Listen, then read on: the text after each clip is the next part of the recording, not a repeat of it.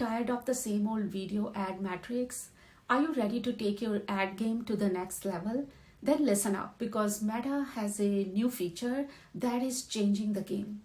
People are spending more time engaging with video content on Instagram and Facebook. One trend we are seeing is that they may be less likely to take an action that disturbs their viewing experience. Instead, some people prefer to finish their session before taking action on a video ad. In order to help advertisers take advantage of this video trend, Meta launched a new Engage View attribution option for video ads in January.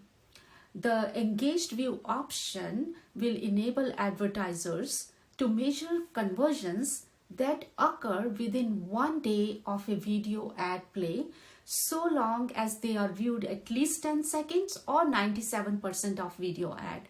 But what does that mean for you? It means that you can achieve more with your budget by optimizing for engaged viewers, not just clickers. You can gain a comprehensive view of the customer's journey beyond immediate click. And you can understand the true value of video ads with a new measurement approach. So whatever your goals are, whether this is having someone make a purchase, fill up a form, engage with content on your app or website, or something else, we believe adding engaged view to your attribution settings can help you maximize your video ads conversion on Meta.